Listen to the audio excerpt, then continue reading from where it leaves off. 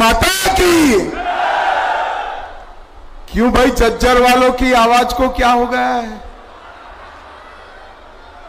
अरे 400 पार करना है या नहीं?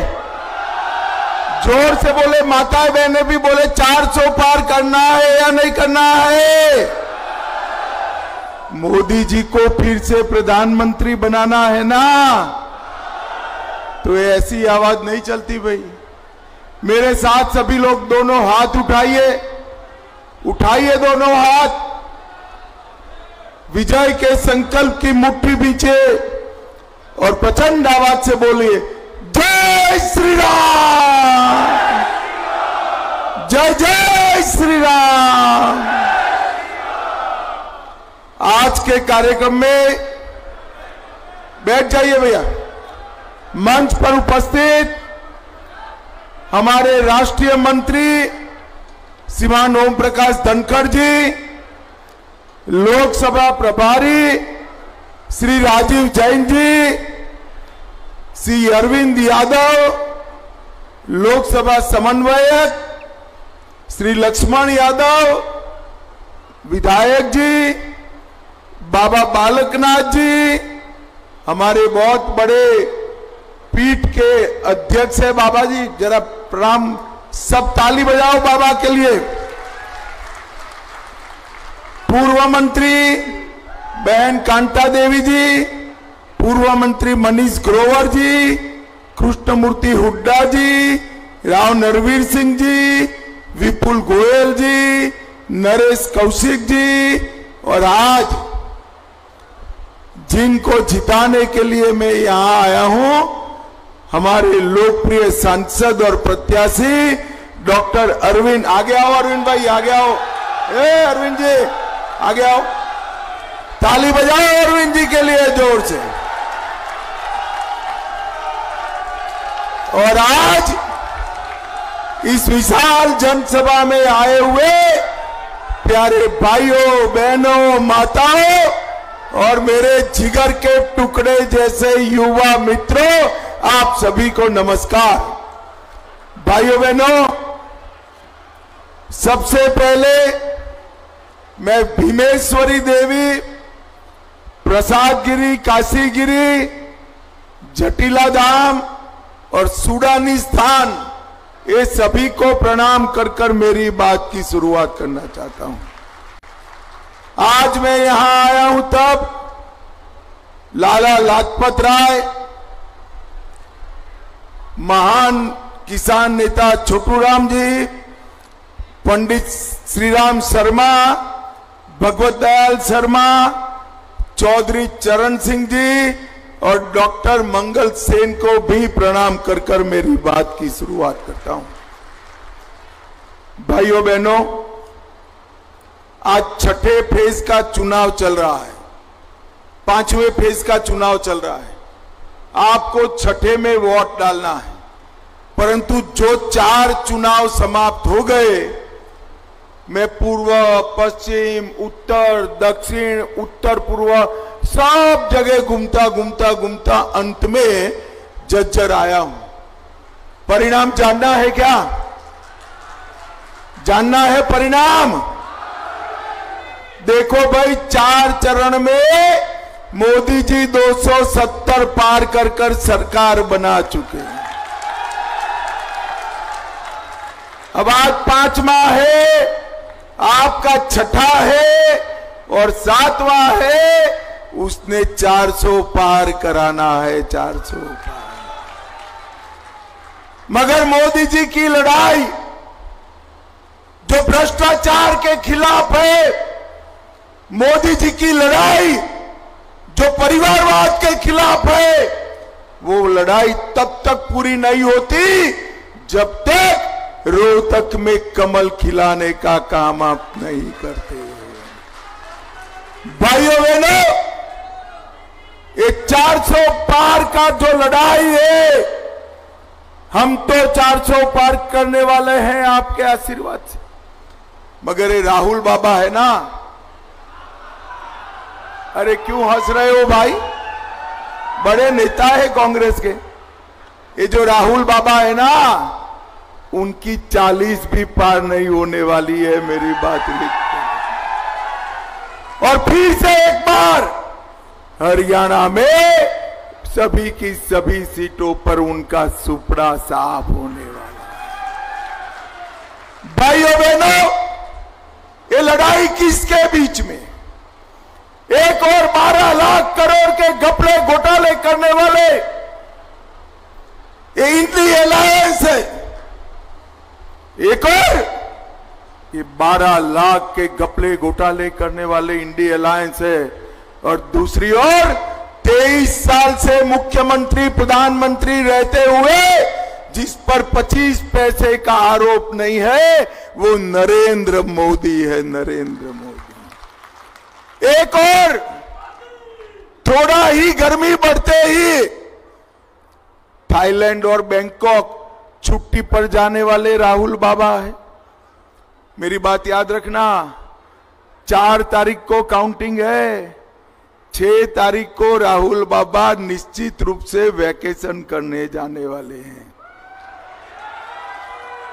एक और हर 6 महीना विदेश में छुट्टी करने वाले राहुल बाबा है, और दूसरी ओर 23 साल तक दीपावली के दिन भी छुट्टी लिए बगैर सेना के जवानों के साथ मिठाई खाने वाला नरेंद्र मोदी।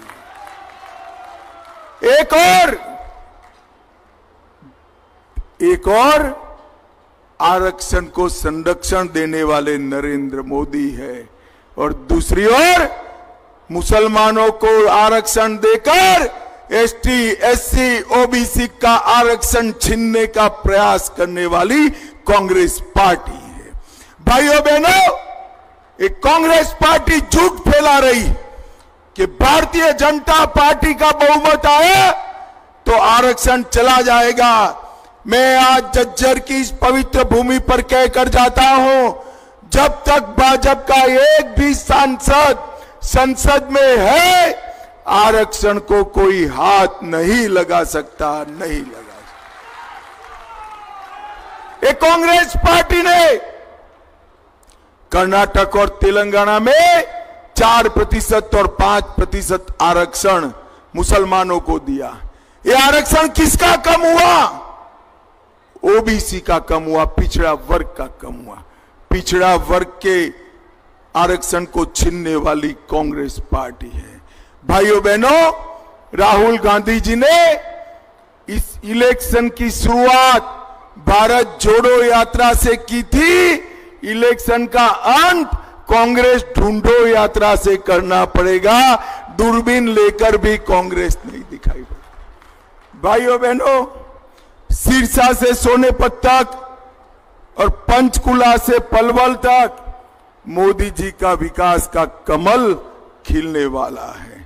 मैं आज यहां पर आया हूं, तब मैं राहुल बाबा को पूछना चाहता हूं कि राहुल बाबा, आपके घमंडिया गठबंधन का नेता कौन है? वो बताओ जरा, नेता कौन है? हमारा तो नेता तय है। एनडीए और बीजेपी बहुमत में आते हैं तो नरेंद्र मोदी इस देश के प्रधानमंत्री बनेंगे, तय है। आपका नेता कौन है? आप बता सकते हो झज्जर वालों, इनका नेता कौन है? चलो भैया, मैं एक एक कर पूछता हूं। शरद पवार प्रधानमंत्री बन सकते हैं क्या? ममता बनर्जी बन सकती है क्या? उद्धव ठाकरे बन सकते हैं क्या? स्टालिन बन सकते हैं क्या? अब हंसना मत। राहुल बाबा बन सकते हैं क्या? अरे क्यों हंस रहे हो यार? राहुल बाबा भी नहीं। भाई, एक पत्रकार ने उनको पूछा कि आपका प्रधानमंत्री का प्रत्याशी कौन है, तो उन्होंने कहा बारी बारी एक साल 5 लोग बनेंगे। बोली, मुझे बताओ झज्जर वालों, देश ऐसे चल सकता है क्या? अरे जोर से बोलो, चल सकता है क्या? ये बारी बारी प्रधानमंत्री बनाने निकले हैं, ये संगीत कुर्सी खेलने निकले हैं। मैं उनको पूछता हूं, ये 5 साल के प्रधानमंत्री के प्रोजेक्ट में पाकिस्तान को मुंह तोड़ जवाब कौन देगा? मुझे बताओ। कोरोना जैसा कोरोना जैसा महामारी आया, कौन बचा सकता है? चंद्रयान कौन भेज सकता है? भाइयों बहनों, पूर्व हो, पश्चिम हो, उत्तर हो, दक्षिण हो, जवाब फिक्स है, मोदी मोदी मोदी मोदी मोदी। झज्जर वालों मुझे बताओ, ये हमारा जो हरियाणा है इसमें 3 विशेषताएं हैं। एक, हरियाणा में फौजियों, हमारे बेटों ने, हमारी वीरांगनाओं ने अपने बेटों को फौज में भर कर रखा है। आज पूरा देश चैन की नींद सो रहा है क्योंकि मेरा हरियाणा का जवान सीमा पर पाकिस्तान का सामना कर रहा है। दूसरा, खेल कहां पर भी खेला जाए, नेशनल खेला जाए, इंटरनेशनल खेला जाए, देश को अगर मेडल मिलता है तो हर तीसरा मेडल लाने वाला मेरा हरियाणा का धाकड़ होता है, धाकड़ होता है। और तीसरा, देश आज अनाज के क्षेत्र में आत्मनिर्भर है तो इसका कारण हरियाणा का मेरा किसान है, किसान है। भाइयों बहनों, ये तीनों क्षेत्रों में कांग्रेस ने क्या किया? बोफोर्स का घोटाला किया, सबमरीन का घोटाला किया, एयरफोर्स का घोटाला किया, हेलीकॉप्टर का घोटाला किया और 1 रैंक 1 पेंशन नहीं दिया। मोदी जी ने 14 में प्रधानमंत्री बनने के साथ ही 1 रैंक 1 पेंशन देकर हमारे सेना के जवानों को 1,20,000 करोड़ दिया।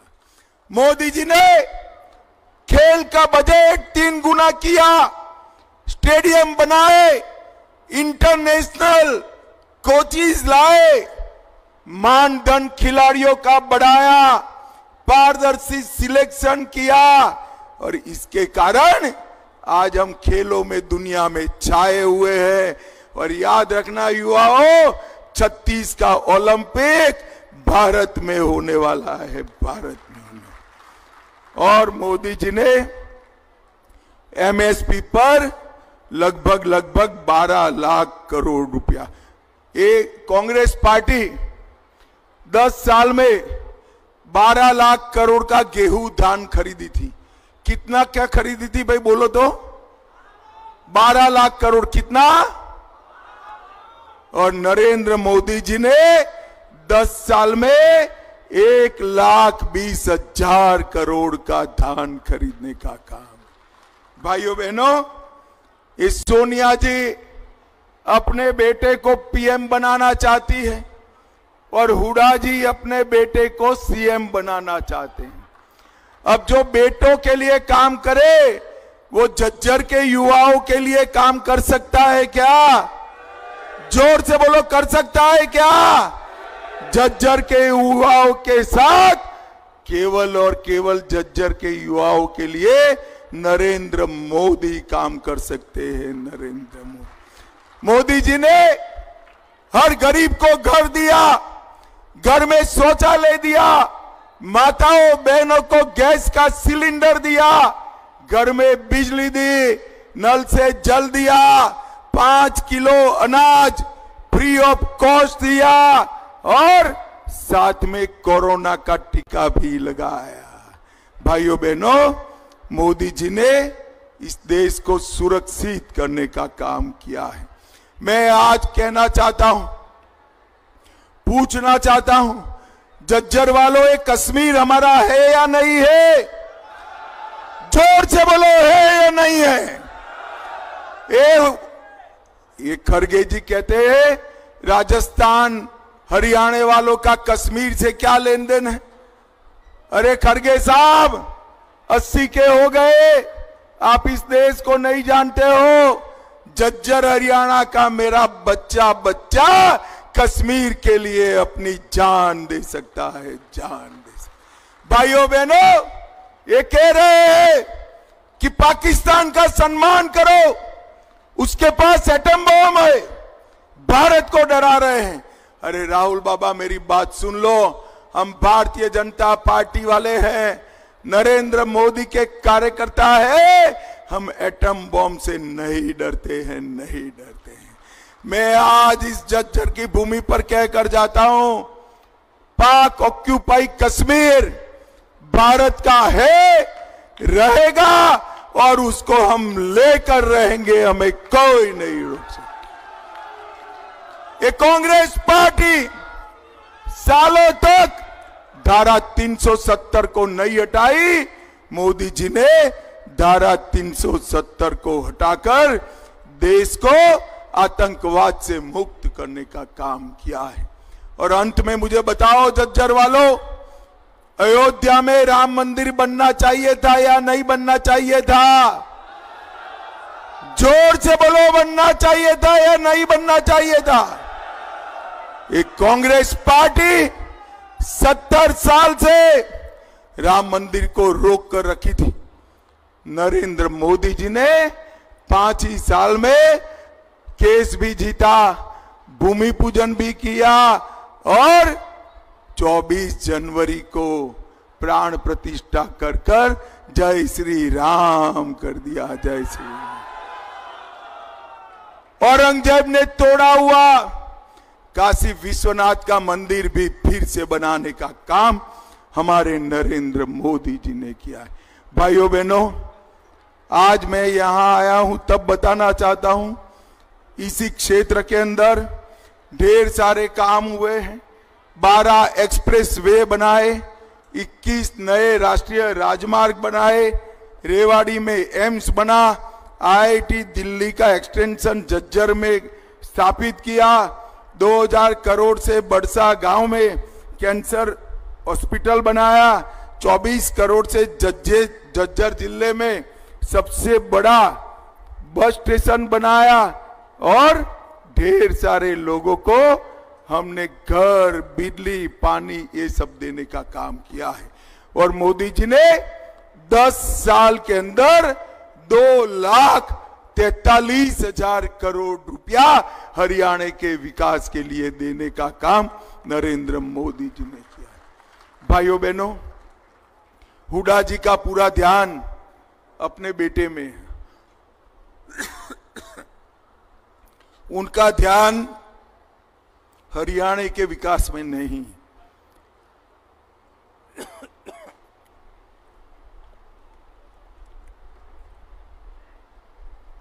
ये हमारे अरविंद जी है ना, ये देखने में दुबले पतले लगते हैं, मगर जब रोहतक की विकास की बात आती है, अच्छे अच्छे से झगड़ा कर कर आपका काम कराने वाला आदमी है। बड़े घर के बेटे को जिताओगे ना तो घर पे नहीं आएगा, मिलने नहीं आएगा, गांव में नहीं आएगा। अरविंद भाई को जिताओगे, पान की दुकान पर आपको हाथ में मिल जाएगा। मुझे बताओ, अरविंद शर्मा को जिताओगे क्या? जोर से बोलो जरा, जिताओगे? कमल के निशान पर बटन दबाओगे? देखो भाई, अरविंद जी के नाम के सामने कमल के निशान पर बटन दबाओगे तो एक एक वोट नरेंद्र मोदी को प्रधानमंत्री बनाने वाला है। मोदी जी को प्रधानमंत्री बनाओगे, 400 पार कराओगे तो मेरे साथ दोनों हाथ उठाइए, उठाइए दोनों हाथ, विजय के संकल्प की मुट्ठी भींचे और प्रचंड आवाज से बोलिए, भारत माता की वंदे वंदे वंदे, जय श्री राम, जय जय श्री राम।